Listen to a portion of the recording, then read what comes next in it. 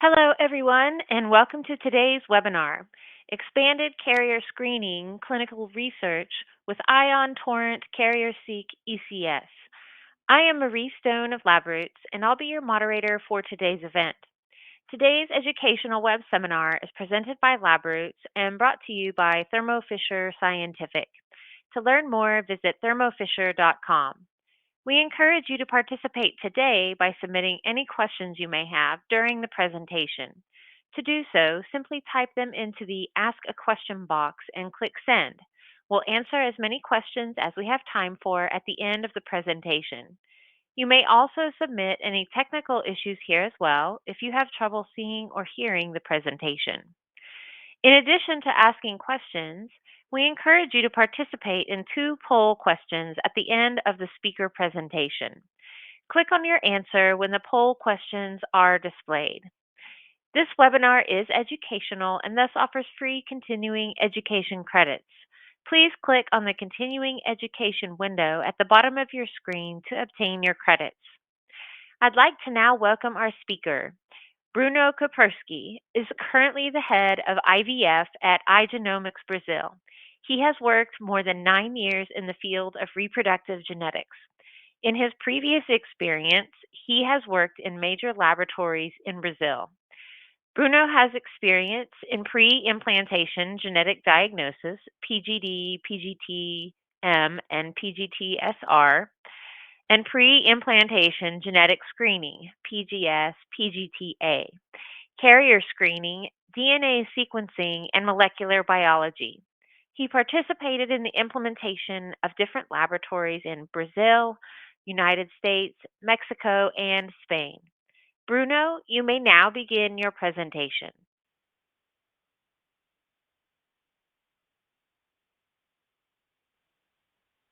Hello, everyone. Thank you for the introduction. So my name is Bruno Coprerski, and currently I'm the head of IVF here at iGenomics in Brazil. And today we are going to talk about the expanded carrier screening clinical research with Ion Torrent CarrierSeq ECS. First of all, we have to talk about the disclaimers. The Thermo Fisher Scientific and its affiliates are not endorsing, recommending, or promoting any use of application of Thermo Fisher Scientific products presented by third parties during this seminar. Information and materials presented or provided by third parties are provided as in and without warranty of any kind, including regarding intellectual properties rights and reported results. Party presenting image, text, and material represents they have the right to do so. So today we're going to have 3 learning objectives. So the first one will be, what is a carrier screening and how is it used? The second of it will be expectation for NGS-based carrier screening clinical research, and the last but not least, the best practice for implementation and validation of the CarrierSeq ECS. So let's get started. What is the carrier screening and how we can use it? How is it used? The first thing that we have to know is what is a genetic disorder. So this is so important for us. So a genetic disorder is a disease caused in whole or in part by a change in the DNA sequencing away from the normal sequencing. So we call it a change in the DNA sequence when we have a change in a pair base, when we have a change from A to T, or say for instance when we have a deletion of 5 or 10 pair bases.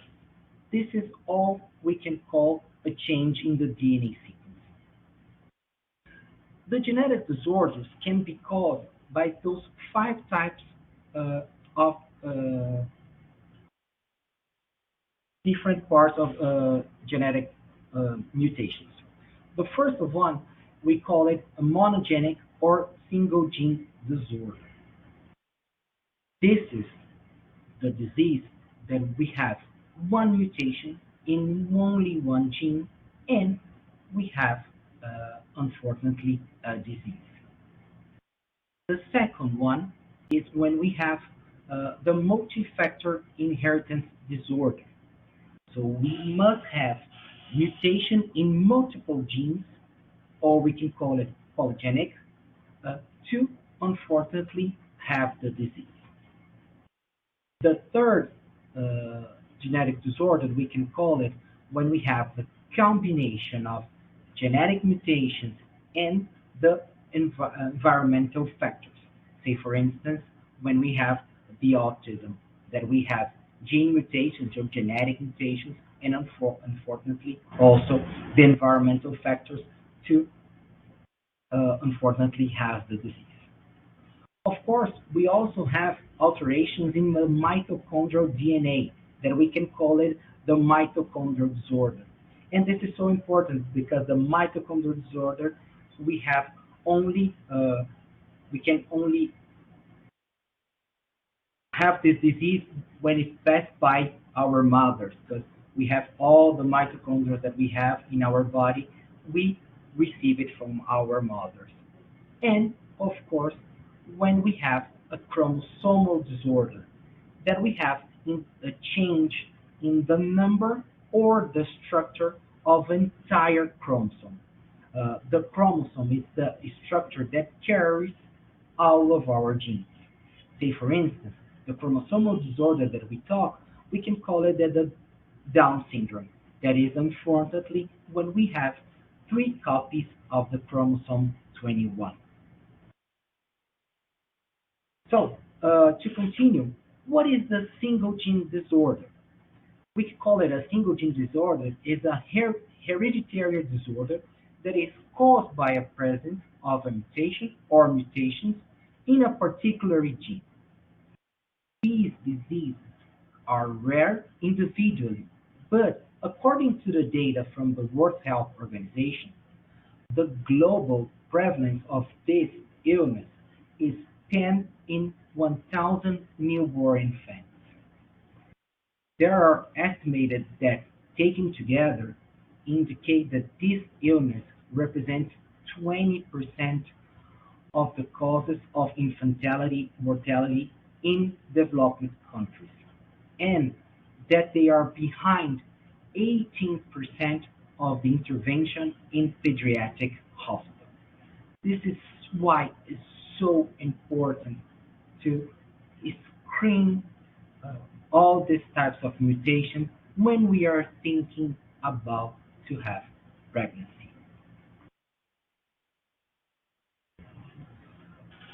So how can we classify the single gene disorders? So we have three different types of classification for this single gene disorders. So, uh, of course, we can have this difference according to their inheritance pattern. So, the first of one, we call it a dominant disease. Those diseases involve the damage or a mutation in only one gene copy. So, as we can see in this image, when a person does not have the condition, we call it a non-carrier. But unfortunately, when a person has a mutation in this type of gene, we can call it affected. We just need only one mutation in only one gene copy to have the condition. We have to be aware that, of course, we do have two gene copies for every single gene that we have. The second classification that we have for single gene disorders, we call it a recessive disease.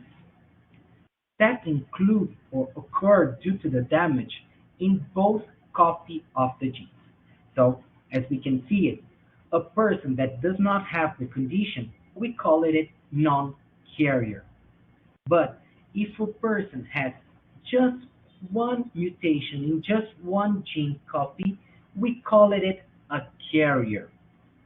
But if a person receives a mutation from his father and his mother, this person will have two mutations in the two gene copies, and unfortunately has the condition, and we call it affected.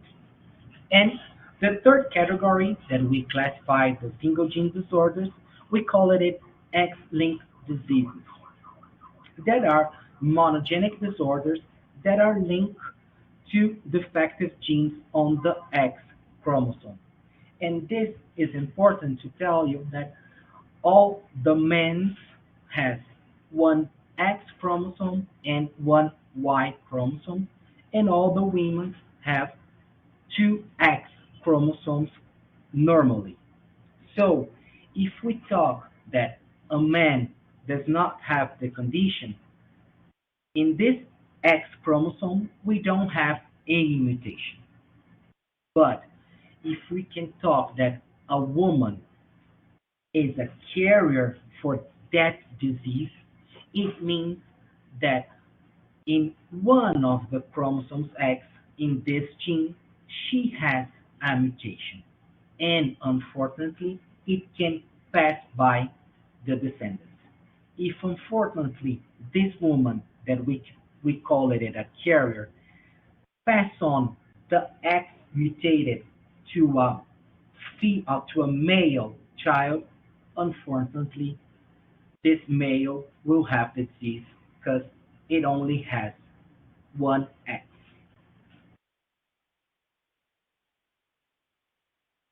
So, what we can call about the frequency for this single gene disorder?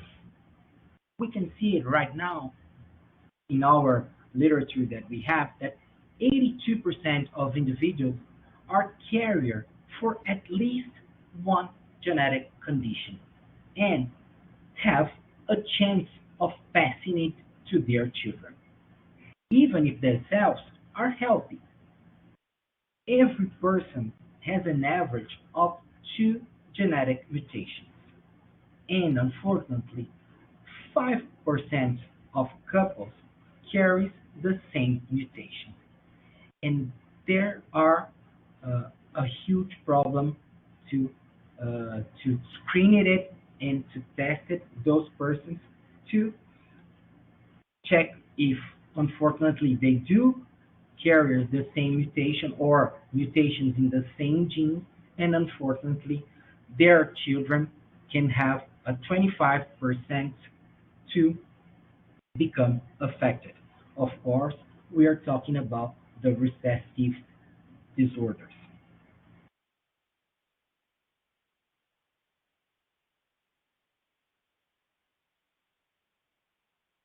Most carriers of genetic mutation don't have a family history of this disorder.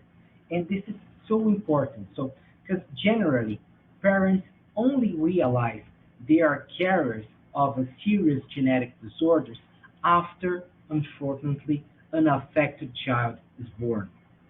For these reasons, if both parents carry a mutation in the same gene, they'll be at much higher risk of having an affected child. And we can talk this risk, it will be 25%. This is why it is so important to think about the carrier screening in those type of patients. In this slide, we can see that the improved knowledge on the interpretation of genetic variations in our genome, it is so important for all the testing that we are going to perform it today and from 5 or 10 years from now. Of course, we all know that we live in a multi-ethnic society. It is so important to have this different uh, this difference in genetics that we have in different ethnicities. It is so important for us to realize what is our genome, our genome like as a society.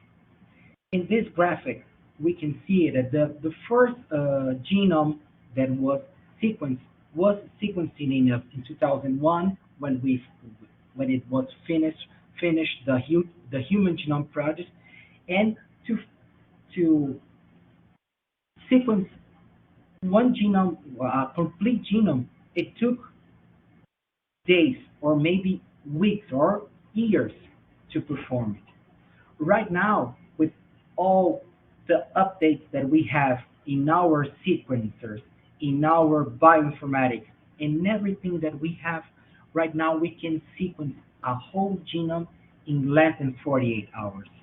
This is so important for us to be able to provide this type of test for every single one that we have in our population. So, what are the recommendations for the expanded carrier screening gene panel development? And this is so important because the expanded carrier screening is an acceptable strategy for pregnancy and prenatal carrier screening, provided specific criteria for the testing are met. And this is so important that this is not Bruno saying, this is the ACOG or the SMG talking about the statements and positions regarding the expanded carrier screen. So, all parents who are considering pregnancy or are already pregnant, regarding of the screening strategy and ethnicity, should be offered the carrier screening for cystic fibrosis and spinal muscular atrophy, as well as a complete body count and screening for thalassemia and hemoglobinopathies. Fragile X pre-mutation carrier screening is recommended for women with a family history of Fragile X related disorders or intellectual disability suggestive of Fragile X syndrome, or women with a personal history of ovarian insufficiency. Additional screening also may be indicated based on the family history or specific ethnicity. Additionally, screening conditions should be able to diagnose prenatally and make effort opportunity for antenatal intervention to improve perinatal outcomes, change to the delivery management to optimize newborn and infant outcomes and education of their parents about special care needs after birth. And finally, expanded carrier screening panels may include rare conditions. Uh, for such disorders, the precise carrier frequency as well as the proportion of the condition causing variants that can be detected may be unknown. Therefore, the calculation of residual risk after negative screening tests may not be possible for all conditions. And this is so important that for everyone that is listening to and is thinking about the carrier screening, that expanded carrier screening should not include autosomal dominant or adult onset multifactor conditions. So, when we think about expanded carrier screening, or when we think about carrier screening, the test is recommended in the following case. For a couple that wants to form a family, to know the risk of transmitting hereditary disorders to their child before an assisted reproductive treatment, then is so important. Right now, we can see that in the United States, uh, around like more than the majority of persons that are performing an assisted reproductive treatment are thinking about the carrier screening because of this importance. And of course, it's important to perform a carrier screening before a treatment with donor sperm or eggs to realize if unfortunately this donor uh, has a condition that maybe a person has it also. Here, I wanted to provide you the Brazilian scenario that we have for carrier screening. Unfortunately, the carrier screening here in Brazil it's not developed as we have in the United States, for example. Right now, we don't have the majority of persons that are thinking about the assisted reproductive technicians uh, looking for this type of test. So, to for you to realize the estimated carrier frequency for sickle cell trait in Brazil, it's 1 in 25 in the general population, and it is 1 in 10 in the Afro descendants. Here in Brazil, we have the ninth largest Ashkenazi Jewish population in the world. And unfortunately, the Ashkenazi Jew individuals are at risk to be carriers for certain autosomal recessive conditions, such as Tay-Sachs disease. The carrier frequency for cystic fibrosis is increased in the individuals of European descent compared to other ancestral groups. This is so important when we talk about the populations in Europe or the populations in the United States. Uh, in the populations of European descent, the carrier frequency is 1 in 25. European origins make up approximately 60% of the general Brazilian population, and as high as 78% of the population in the southern region, which means that many Brazilians are increased risk for being carried for cystic fibrosis, for example.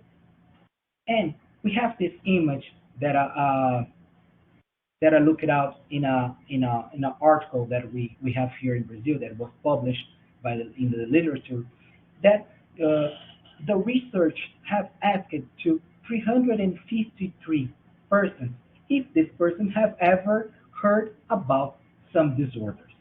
And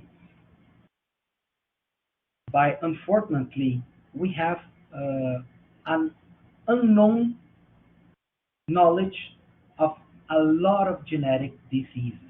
Say, for instance, we have like around just 20% of knowledge of what is Tay-Sachs, or maybe 20 to 25% of persons that knows what is thalassemia. The cystic fibrosis is a disease that the majority of persons here in Brazil knows at around 70%, but it's not 100% of the Brazilians that knows that we have a disease that is called a cystic fibrosis, and this is a disease that unfortunately is caused by a genetic mutation. So this is our part to become presenters of this knowledge or this information to raise awareness to all the Brazilians that we have here, or of course all the people in the world. In this other publication that we have, this was a publication published in 2021 by Caio Buaco. It's a doctor here in Brazil that I'm acquainted with, and a huge researcher. He has provided us by analyzing samples that were sequenced to check to see the test of a carrier screening. So a total of 425 occurrences of 351 different variants was found in a Brazilian population, and 47 variants were recruited more than once. And this is so important. Were reported in 278 different genes for 230 patients, a percentage of 71.9% in a cohort of 320 patients. For 90 cases, or 28.1%, no variants were reported. And in the overall, they observed an average of 1.3.2 reported variants per patient. And this is so important for us because right now we have this, unfortunately, this knowledge that we we don't have any variants, we don't have any genetic mutation. But we can see in this publication that more than 70% of the patients have a mutation. Of course, this mutation does not carry or does not become a disease. We are not talking about that 70% of the persons are genetic with a genetic disease, but there 70% of this population there that carries a mutation and can be at risk if they choose or unfortunately if their partners has the same mutation or in the same genes. So this is why it's so important to test the population regarding the carrier screening when we're talking about genetic population or to think about all the diseases that we can not to this those diseases that we can not pass on to our children. So this is why it is so important.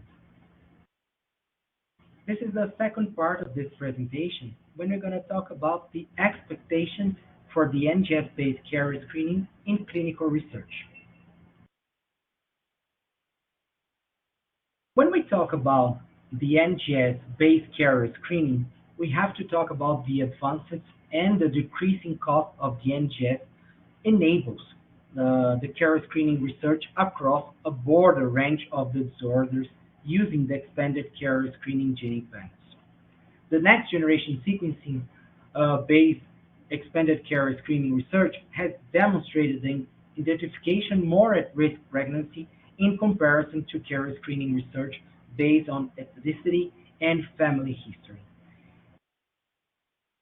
In my opinion, with my experience, we are able to see when we perform and we compare the Ion Torrent carrier screening, that expanded carrier screening, to other panels that we used to perform, we are able to see a more complete analysis of those types of genes.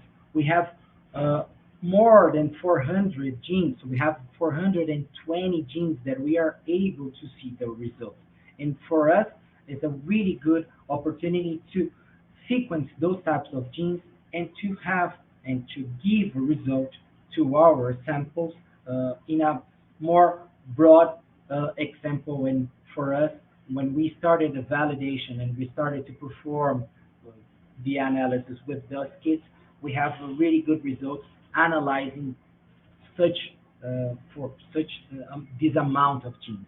So the panel designs demonstrate an excellent coverage that results only 33 genes with a single exon level resolution.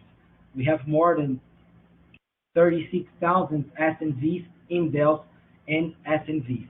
And it is really good for us because we had an expectation when we started the test that maybe the test won't be able to cover all the SNVs that we were looking for.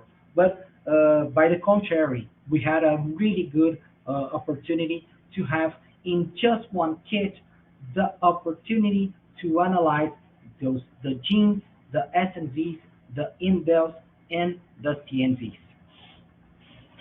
Uh, when we're talking about these types of tests, of course, we do have special cases genes, and it is we have a lot of genes that we must have an extra effort to increase the coverage, and it was the most challenging part when we started the validation with this panel because of course we have a multidisciplinary person that works at the laboratory, and every single one has an opinion about which type of NGS we are going to perform and everything.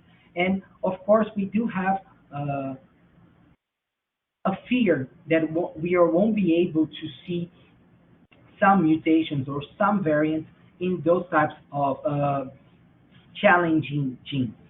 Uh, in this panel, it was really good because this effort to increase the amplicon coverage to enable potential single exon in these 33 focus genes, and say for instance the SFTR, the cystic fibrosis gene, and then we know that it's a really difficult gene to sequence.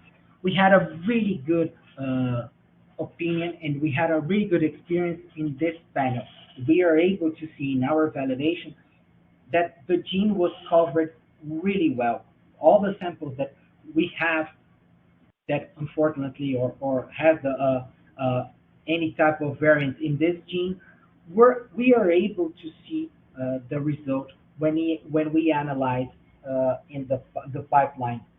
Of course, we do sequence all the samples that we perform in our validation with the S5 sequencer, and we had a really good opportunity to see when we're looking at the carrier report, that is a software designed by Thermo Scientific, that we were able to see an end-to-end type of kit, because we received every single part of the kit that we are able to to have the library, to prepare the library to sequencing, and of course we do have the bioinformatics pipeline that helps us to find out all the variants that we are looking for. So in those slides, we are talking about the validation that Thermo Scientific performed, and we are able to see the SNVs and indel colon. We have an accuracy of 99.5, the sensitivity about 100%, and the specificity around 99.5%. And in our validation, in our own validation, we also see results according to the same types of Thermo has found in this validation.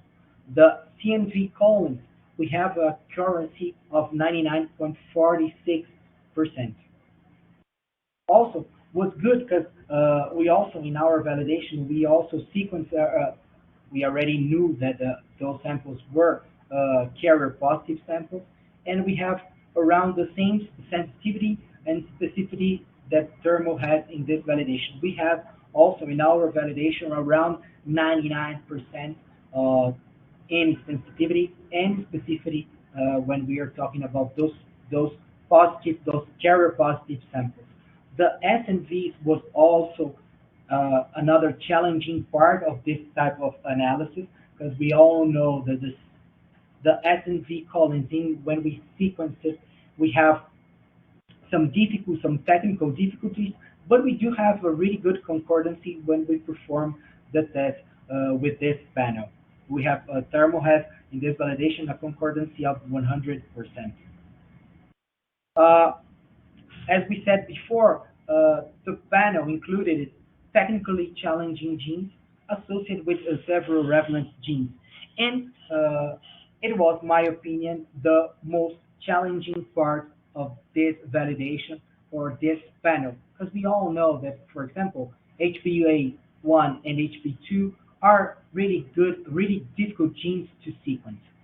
We all know the SM1, that is a gene that unfortunately causes spinal muscle atrophy. That is a really difficult gene to see the variant call and to see the gene carrier status. And we can see it here in this data that was provided by Thermo, that we have a sensibility of 100%.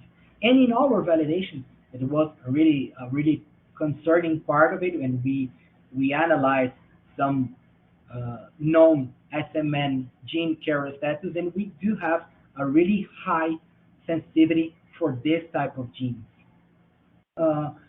They have achieved 100% sensitivity and specificity for HP1 and HP2 in the variant column, and 100% of concordancy in the GBA variant column.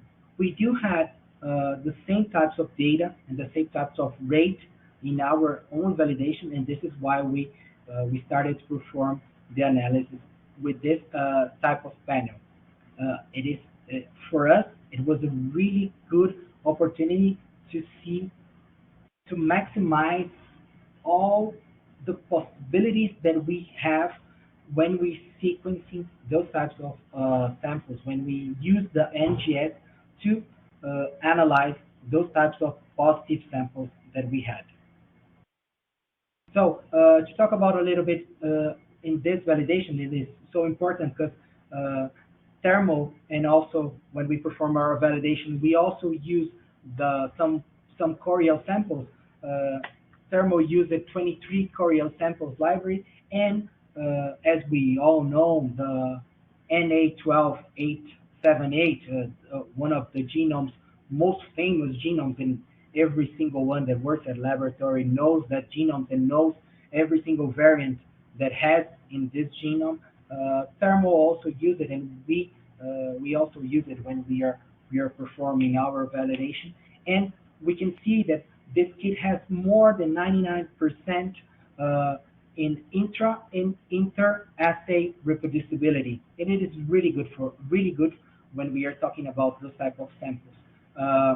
We can see here in this slide that we have a concordancy more than 99.7% of SNVs and indel genotyping calls when we are using the NA12878 sample. In this validation, two operators each made a single library of this cell line that was sequencing in duplicate for a total of 4 tests, which showed a high analytical sensitivity, specificity, and accuracy across operator and library. The third part of this presentation, what are the best practices for the implementation and the validation of the CarrierSeq expanded carrier screen? So we have key steps in the analytical validation for this type of panel. And right now I'm going to divide it in 3 parts: the test development optimization, the test validation, and of course, one of the most important parts, the quality management. So what are the activities when we talk about the test development optimization? So we must define the test definition and the acceptable sample types. We must develop the variant calling and the annotation pipeline. Conduct the test performance assessment based on the test definition. And develop a variant confirmation strategy based on test performance, and at least assess the reference material and the positive controls for validation. And what are the outcomes for this part of this analytical validation? So we have the test definition with variant class reported established. We have the analytical pipeline established. We have the performance metrics defined, the test limitations identified with confirmation strategy developed, and the sample types and number of samples that was required or is required for a validation to determine a validation. So when we think about the test validation, we must have those types of activities. We must measure the test performance and accuracy with respect to variant class, variant size, and the genomic context. We must measure reproducibility, reproducibility, and limits of detection. And, of course, use of laboratory positive controls for variant class beyond the SNVs and indel. In this part of the analytical validation, we must have the outcome of a documentation of every part of this test validation. The test accuracy, it is established for all reportable variant classes. We have the reportable regions and the test limitations documented. We have the performance metrics for quality management plan definite. And the last part but not least, the quality management for this analytical validation. We have to define metrics for quality control monitoring of the test performance. Periodically sequencing of positive controls, and it is so important to see the reproducibility of your test, of your kit. The quality assurance monitoring of the test performance over time. And it's so important to always keep an eye on monitoring the test, monitoring the types of variants that you are looking in those types of panels. You have the outcome of a quality control metric threshold for passing the test established, and a quality control and assurance program established. It is so important to have a quality for all the samples that you're looking to sequence. So, to have a conclusion in this type of presentation, uh, we have to think that the aim of the test is to identify couples in which both parents are carriers and to prevent serious genetic disorders in their offspring. It is so important to think and to pass it through this information to our colleagues and persons that we know that it is so important that we have this type of test to analyze and to prevent serious genetic disorders. The CarrierSeq expanded carrier screening kit identify variants in hundreds of genes across hundreds of samples with high analytical sensitivity, specificity, and occurrence accuracy across the CDS and target non-coding regions of 420 genes, including technically challenging targets. The CarrierSeq kit is a research solution that provides all reagents and material for a comprehensive and flexible NGS-based expanded carrier screening workflow. And when you use it with the Ion Gene Studio S5 system and the Carrier Reporter software, the kit enables a simple end-to-end workflow for the detection of carrier-positive samples by research labs interested in maximize the identification of carrier status using genome DNA isolated from blood or saliva samples. I wanted to thank all of you for being here and to see this presentation. And I wanted to thank Thermo Fisher Scientific in the United States and of course the Thermo Fisher here in Brazil.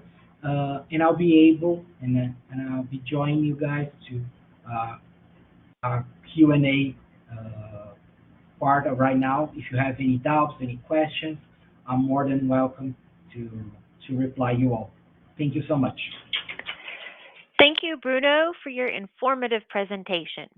Before we start the live Q&A portion of the webinar, we have two poll questions and encourage you to participate. Our first poll question is, I plan to bring carrier screening into my lab and expect to have funds in A, 0 to 6 months, 7 to 12 months, more than 12 months, or NA, not applicable, here for information only. Please click on your answer to this question. I plan to bring carrier screening into my lab and expect to have funds in, and please select your answer.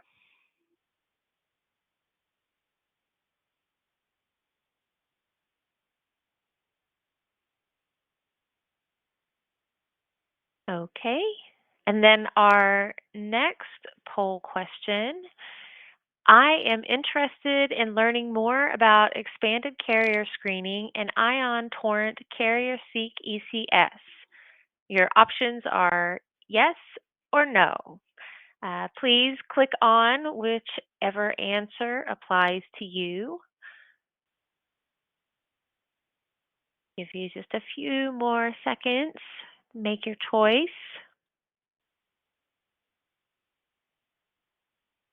Okay. Well, we will now start the live Q&A portion of the webinar. If you have a question you'd like to ask, please do so now. Just click on the Ask a Question box located on the far left of your screen. We'll answer as many of your questions as we have time for. Let's get started. Our first question is, in reference to your slide on analytical validation, what was your analytical validation experience like with CarrierSeq? Well, thank you so much for your question. I had a really good opportunity to perform the analytical validation, and of course, thermoscientific here in Brazil helped me with everything that I could perform to have a good analytical validation here in Brazil. So all the technicians that works in thermal scientific helped me to analyze the samples, to choose which samples do we wanted to sequence, to help me to like everything that we need in our kits, our everything that works with a kit. So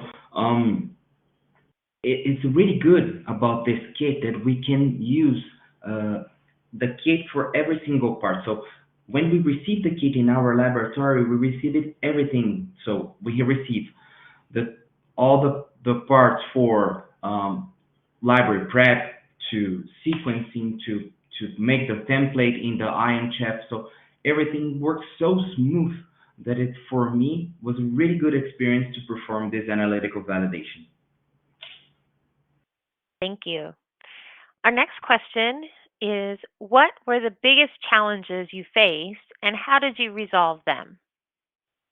Well, this is a really good question. In my opinion, one of the biggest challenge was to really to have the confidence that some challenging genes, as we saw in the presentation, that really worked with this panel. So everyone that works in a lab, we have some these beliefs, and we do think that some genes we must have another type of analysis, that we must have some complemental analysis or performing with another methodology. And for us, was a really good part of this experience to see that we are able to see those genes. We selected some samples that were positive for those challenging genes, and we were able to see that we found uh, we found the variants. So it was really inspiring for us that we are able to analyze a lot of samples with just one methodology, and this was really good for us. Thank you. Next question. What is the sample size for NGS based research panel validation? Well, I can answer with what we performed in our lab to have this validation. So we selected around 100 samples, and of course we do selected the NI12878, and also some samples that we had in our lab to that we have positive controls, that we knew the variants and everything, but we around 100 samples we selected and performed. Of course, some of them were positive, some of them were negative, and we wanted to see if the panel could check everything that we wanted, and we had a really good experience with that. Great. Well, it looks like we have time for one more question. Can we use cord blood for this experiment? Well, we experienced since when you have the DNA extraction, you can analyze any type of DNA that you can have. So even a saliva kit, swab, or cord, we can use it. You have to have a really good DNA extraction, right? So you have at least around, for our experience, 15 nanograms of DNA per microliter, of course. But when you have a good DNA quality or DNA quantification, you're good to go, and you can have this panel to analyze every single sample of it. Thank you again, Bruno, for your time today and your important research. We would also like to thank LabRoots and our sponsor, Thermo Fisher Scientific, for underwriting today's educational webcast. Before we go, I'd like to thank the audience for joining us today and for their interesting questions.